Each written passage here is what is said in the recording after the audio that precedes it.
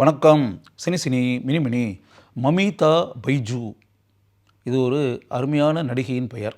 இந்த மமிதா பைஜு யார் அப்படின்னா, ஆக்சுவலாக பிரேமலு படம் பார்த்தீங்களா, அந்த பிரேமலு படத்தினுடைய கதாநாயகி. பிரேமலு படத்தை முக்கால்வாசி பேர் இந்த ப்ரோக்ராம் பார்த்துக்கிட்டு இருக்க முக்கால்வாசி பேர் டெஃபினட்டாக பார்த்துருப்பீங்க அப்படின்றது எனக்கு நல்லா தெரியும். ஒன்று திரையரங்கில் பார்த்துருப்பீங்க, இல்லைன்னா ஓடிடி பிளாட்ஃபார்மில் பார்த்துருப்பீங்க. இன்றைக்கி வர உங்கள் மனசில் வாழ்ந்துகிட்டு இருக்கக்கூடிய திரைப்படம் தானே. அந்த படம் மிகப்பெரிய வெற்றி படமாக அமைந்ததற்கு ஒரு காரணம் இந்த படத்தினுடைய கதாநாயகி கூட. எந்த அளவிற்கு மமிதா பைஜு அந்த திரைப்படத்தில் இளமை ததும்பக்கூடிய ஒரு இளம் பெண்ணாக படம் முழுக்க வலம் வந்தார் அப்படின்ற. நான் அந்த படத்தை திரைக்கு வந்த முதல் நாளே திரையரங்கில் போய் பார்த்தேன், பிரேமலு திரைப்படத்தை. அப்படி பார்த்த பிறகு எனக்கு இந்த பொண்ணு என்ன இவ்வளோ அருமையான ஒரு பொண்ணாக இருக்குது, யார் இந்த பொண்ணு அப்படின்ற மாதிரி நினச்சி, அந்த பொண்ணை பற்றி உள்ள தகவல்கள் என்ன அப்படின்ற மாதிரி நான் தெரிஞ்சுக்கணும் அப்படின்னு நினச்சி பல நாளிதழ்களில், பல மலையாள பத்திரிகைகளில், பல ஆங்கில நாளிதழ்களில் நான் படித்தேன். அப்படி வச்சுக்கோங்களேன். அந்த படித்த விஷயத்தை தான் இப்போ உங்களுக்கு நான் சொல்ல போகிறேன். இந்த பொண்ணு கேரளத்தில் இருக்கக்கூடிய கிடங்கூர் அப்படின்ற ஊரை சேர்ந்த பெண். அங்கே தான் பிறந்தது வளர்ந்தது எல்லாமே. அதுக்கு பிறகு இப்போ ஆச்சரியமான ஒரு விஷயம், அந்த பொண்ணு பிஎஸ்சி சைக்காலஜி படிச்சிருக்காங்க, மமிதா பைஜு. அப்படிலாம் படிச்சுட்டு வந்த பிறகு அப்போ படங்களை அப்போ காலப்போக்கில் இந்த காலேஜ் இதெல்லாம் முடித்து அப்படி இப்படிலாம் வரும்போது அந்த கலை உலகத்தின் மீது, சினிமா மீது ஆர்வம் அப்படின்றதெல்லாம் ஒன்று இருக்கு இல்லையா. பிரேமலு படம் பின்னாடி நடித்து பெயர் புகழ் வாங்கினது அதெல்லாம் ஒரு பக்கம் இருந்தால் கூட, முதல் படம் அப்படின்றல சர்வோபரி பாலாக்காரன் அப்படின்னு ஒரு படம். அதில் ஆக்சுவலாக அனூப் மேனன், கேரளாவில் அனூப் மேனன்ற ஒரு நல்ல அருமையான நடிகர் இருக்கார், அவர் நடித்த திரைப்படம். அந்த படம் தான் மமிதா பைஜு நடித்த முதல் திரைப்படம். அந்த முதல் திரைப்படமே வெற்றி படமாக அமைந்தது. அதற்கு பிறகு மலமலன்னு சொல்லிட்டு அந்த பொண்ணுக்கு படங்கள், பல படங்கள் கமிட் ஆன. அப்படி அடுத்தடுத்து ஒப்பந்தமாகி அப்படின்னு வரும்போது எல்லா படத்துலையுமே நல்ல பெயர் மமிதா பைஜுக்கு கிடைத்தது. அப்படி மமிதா பைஜு நடித்த திரைப்படங்கள் சில. ஆப்ரேஷன் ஜாவா அப்படின்னு ஒரு படம் 2021 திரைக்கு ஒரு வெற்றி படமாக அமைந்தது. அந்த படத்தில் அருமையான கதாபாத்திரத்தில் நடித்து மமிதா பைஜுக்கு பெயர் புகழ் கிடைத்தது. அதற்கு பிறகு சூப்பர் சரண்யா அப்படின்னு ஒரு திரைப்படம் 2022 திரைக்கு வந்தது.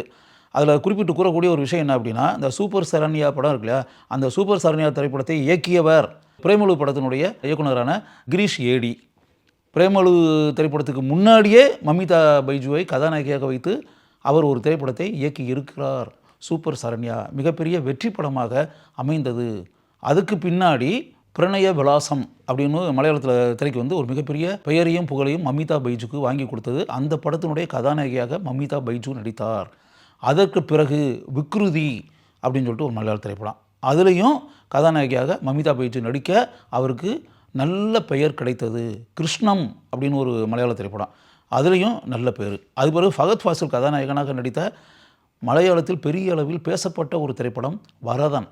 அந்த வரதன் திரைப்படத்திலும் மமிதா பைஜு நடித்து மலையாள பட உலகில் ஆழமான முத்திரையை பதித்தார்.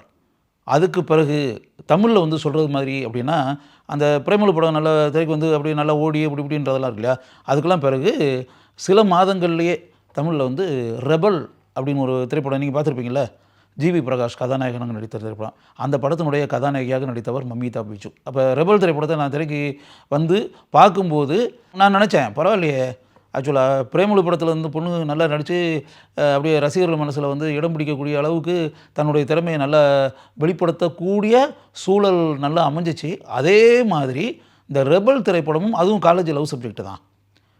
College love subject. ஆக்சுவலாக தமிழகத்தைச் சேர்ந்த ஒரு இளைஞன் கேரளத்தில் இருக்கக்கூடிய ஒரு கல்லூரியில் படிக்க செல்லும்போது அங்கே என்னென்ன பிரச்சனைகள்லாம் உண்டாகுது, அதை அந்த கதாநாயகன் எப்படி சந்திக்கிறான், அதனால் உண்டாகக்கூடிய பின் விளைவுகள் என்ன அப்படின்ற மாதிரியான ஒரு கதை, ஒரு டிஃப்ரெண்ட்டான ஒரு ஸ்டோரி. அதை ரொம்ப அருமையாக அந்த படம் எடுக்கப்பட்டிருந்தது அப்படின்னு வச்சுக்கோங்க. அதில் ஜிவி பிரகாஷுக்கு எந்த அளவுக்கு முக்கியத்துவமோ அதே மாதிரி மமிதா பைஜு கதாபாத்திரத்துக்கும் நல்ல முக்கியத்துவம் கதையில் இருந்தது அப்படின்னு. அப்போ இப்போ அந்த படம் பார்க்கும்போது எனக்கு பொதுவாகவே ரெபல் படம் எனக்கு ரொம்ப பிடிச்சிருந்துச்சி. ஒரு நல்ல மாறுபட்ட கதைக்கரு அப்படின்ற மாதிரி நினச்சேன். அதில் கதாநாயகனுக்கு எந்த அளவுக்கு முக்கியத்துவமோ அதேமாதிரி கதாநாயகிக்கும் நல்ல முக்கியத்துவம் இருந்தது. அதில் மமிதா பைஜுக்கு அந்த படத்திலும் நல்ல பெயர் கிடைத்தது. அதற்கு பிறகு மமிதா பைஜு நடித்த திரைப்படம் ஸ்கூல் டைரி அப்படின்னு ஒரு மலையாள படம். அது பிறகு அண்ட் இன்டர்நேஷ்னல் லோக்கல் ஸ்டோரி அப்படின்னு ஒரு திரைப்படம். அந்த படத்திலும் கதாநாயகியாக மமிதா பைஜு நடித்தார். இதையெல்லாம் தாண்டி இப்போ சொல்லக்கூடிய இன்னொரு விஷயம் என்னென்னா, விஜயினுடைய 69வது திரைப்படம் இருக்கு இல்லையா, வினோத் டைரக்ஷனில் இப்போ எடுத்துக்கிட்டு இருக்காங்கல்ல, அந்த திரைப்படத்தில் மமிதா பைஜு நடிக்கிறார். அவருக்கு இணையாக ஜோடியாக நடித்திருப்பது டிஜே அருணாச்சலம். மமிதா பைஜு நடித்த காட்சிகள் படமாக்கப்பட்டு கொண்டிருக்கின்றன. 2 அப்படின்றது 2னா 2 2 அப்படின்னு நம்ம சொல்கிறோம்ல, அப்படி ஒரு மலையாள திரைப்படம். அதுலேயும் மமிதா பைஜுக்கு நல்ல பெயர் அப்படின்னு வச்சுக்கோங்க. பிறகு கிலோமீட்டர்ஸ் அண்ட் கிலோமீட்டர்ஸ் அப்படின்னு ஒரு மலையாள திரைப்படம். அதுலேயும் பெயர் வாங்கக்கூடிய அளவிற்கு தன்னுடைய ஆழமான நடிப்பு திறமையை மமிதா பைஜு வெளிப்படுத்தி இருந்தார் அப்படின்னு HER அப்படின்னு சொல்லிட்டு ஒரு மலையாள திரைப்படம். அந்த படத்தில் உச்சக்கட்ட காட்சி கிளைமேக்ஸ் அப்படின்னுக்குல, அதில் வந்து கேமியோ கௌரவ கதாபாத்திரமாக மமிதா பைஜு வந்து நடித்திருந்தார். அதில் வந்து அந்த கதாபாத்திரம் அந்த கிளைமேக்ஸில் வந்தது அப்படின்ட்டுருக்கல, அந்த படத்தினுடைய கதை ஓட்டத்திற்கு அந்த கிளைமேக்ஸ் வந்து மிக முக்கிய பங்கு வகித்தது.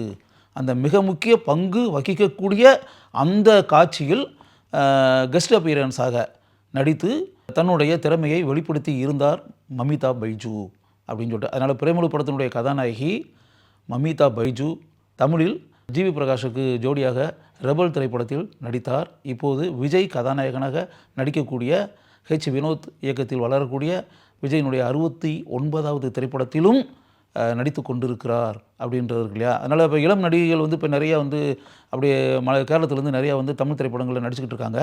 அப்படி நடிச்சுக்கிட்டு இருக்கக்கூடிய ஒரு சூழலில் தமிழ் திரைப்படங்களில் நடித்துக்கிட்டு இருக்கக்கூடிய இன்னொரு இளம் நடிகை மமிதா பைஜு என்பதை நீங்கள் தெரிந்து கொள்ள வேண்டும்.